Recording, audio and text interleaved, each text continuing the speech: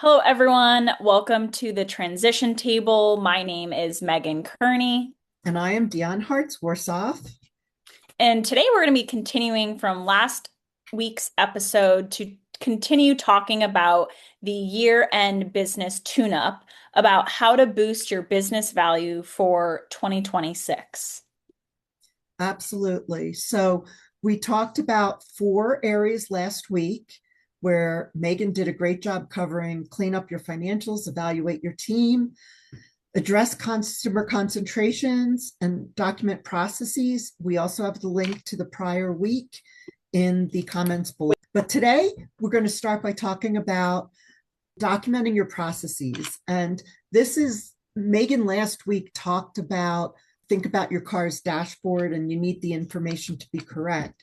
But the key is also to refresh your processes, your SOPs, your operating procedures, because having procedures in place and particularly having them written out helps your operation run smoothly because that way you're not dependent on a specific person who has a role and if they leave. So you want to update all of your operations, take a review, figure out what's working, what's not, and update all that. Look at it particularly for your top 5 workflows. Then look at your key performance indicators, or what we like to call KPIs, and look for metrics that truly matter.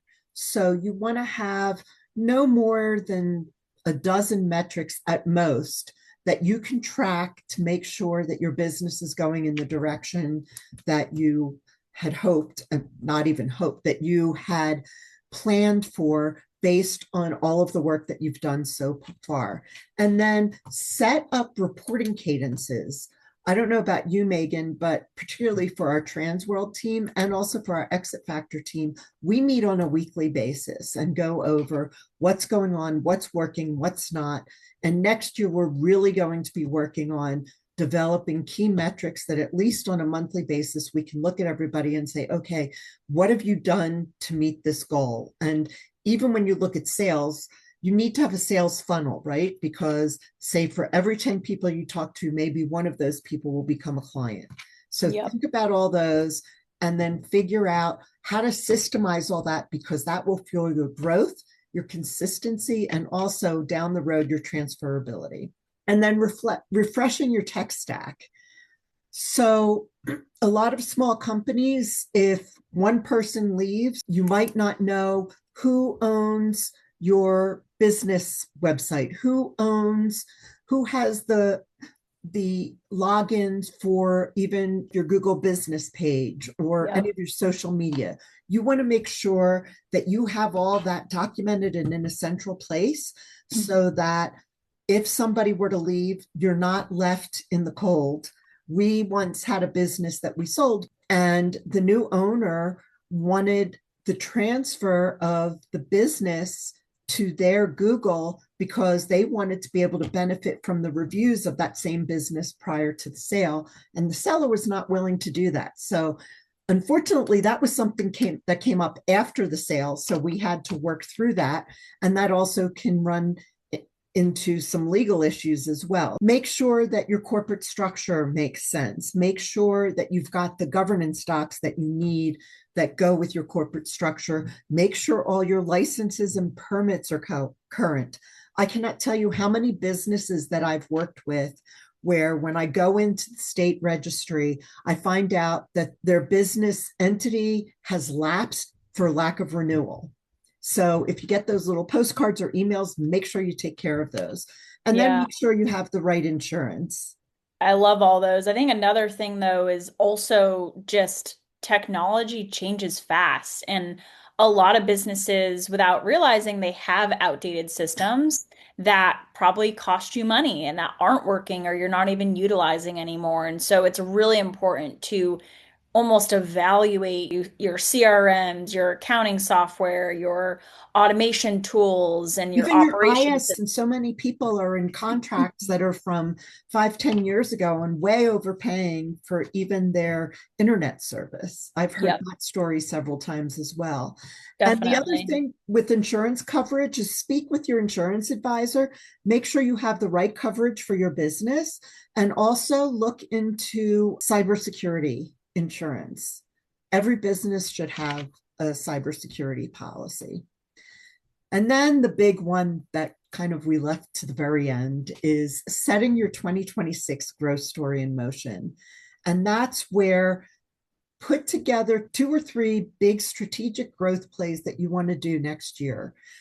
And then put together a 12-month forecast that is tied to data driven assumptions. So if you want to increase your sales by X%, what do you need to do every month to achieve that goal?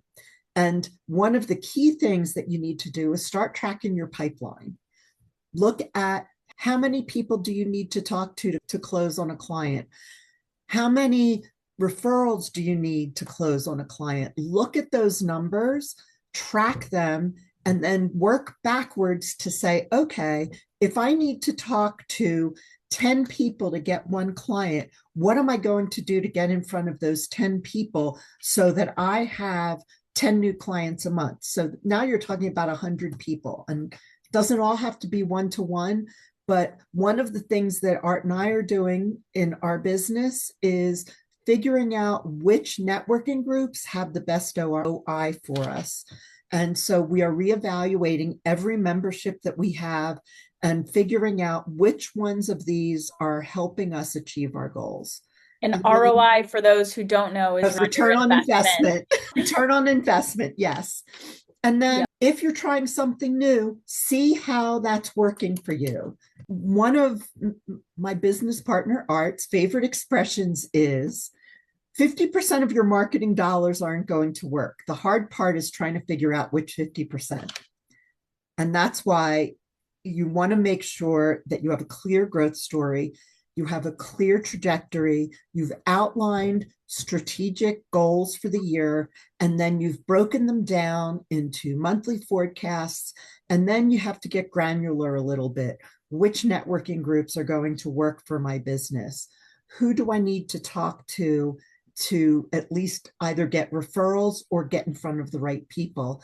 And how do I make sure that if I get in front of 10 of the right people, that I get at least one client out of the deal?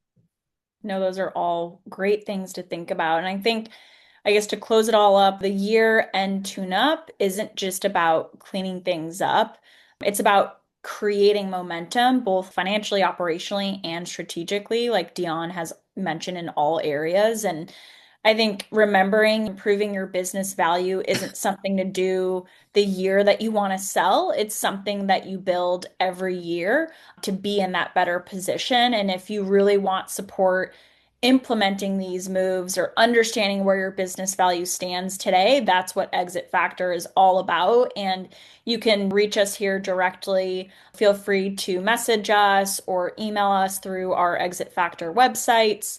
But all in all, again, these are all really good, important tools to think about when preparing to have a good end of your 2025 and a clean beginning in your 2026 year. So, thanks And again, building everyone. and building for your success in 2026, because Definitely. we're all about helping you grow. Yep, for sure. Well, thanks everyone for listening today. Happy holidays, and we'll see you again in the new year.